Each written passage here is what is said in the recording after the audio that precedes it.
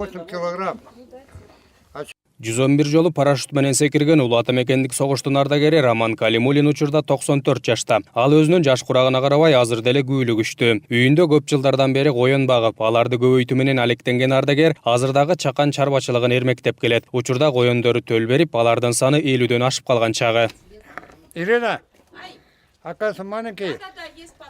Согуш майданына 1943 жылы 17 жашында аттанган Баатыр ата Улан-Удэ менен Кытай Элдик Республикасы чектешкен аймактагы Чахченский аскердик окуу жайына түшөт. Ал жакта жаш жоокер 1 жылдык атайын даярдоодо болуп, резервдик полкто көз катар снайпер катары кызмат өтөгөн. Аталган аскер бөлүгү согуш талаасына чыгарылбаганы менен, бирок салгылашта жараат алган жоокерлерди госпиталга жеткирүүгө көмөк көрсөтүп турган. Мына ошондой аракеттердин биринде Роман Калимулин өзү да жараат алат. Немцы начали там бомбить. Немистер биз тарапка мина ыргытып башташты. Мына ошондо мага минанын чачырандылары тийди. Анан бетим, башым, мойнум жараат алды. Ошентип госпиталга түштүм. Ал эми ошол учурду эстесем, аябай зээним кейит. Адамдын денелери бири-биринин үстүнө жатып калган.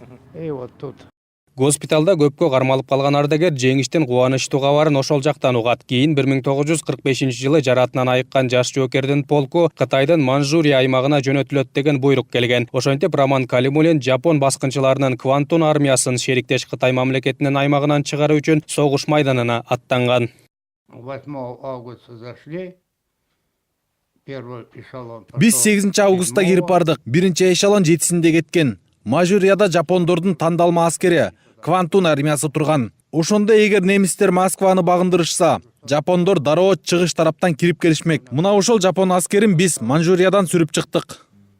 Там отборные войска стояли в Манчжурии.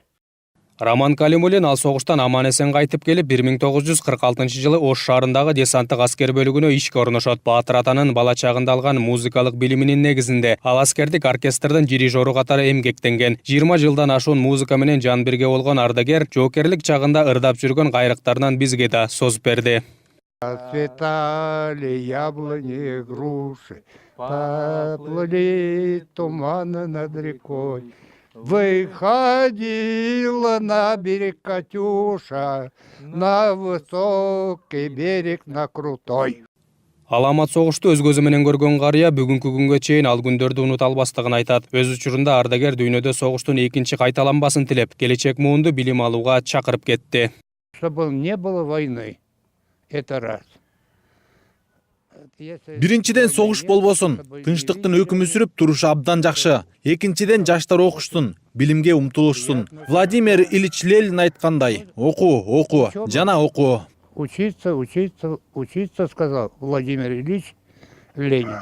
Роман Калимулин десанттык аскер бөлүгүндө кызмат өтөп жатып, парашют менен 111 жолу асмандан секирик жасаган. Ошентип 1971 жылга чейин кызмат өтөп, кийин анан ардактуу эс алууга чыккан. Ардагер өзүнүн эрдиги жана күжүрү менен кызмат өтөгөндүгү үчүн бир катар наамдарга ээ болуп, медаль ордендер менен да сыйланган. Өрнөктүү турмуш жолунда Баатыр ата бир кыз, бир уулду татыктуу тарбиялап, учурда небере чөбөрөлөрүнүн сыйын көрүп жаткан чагы.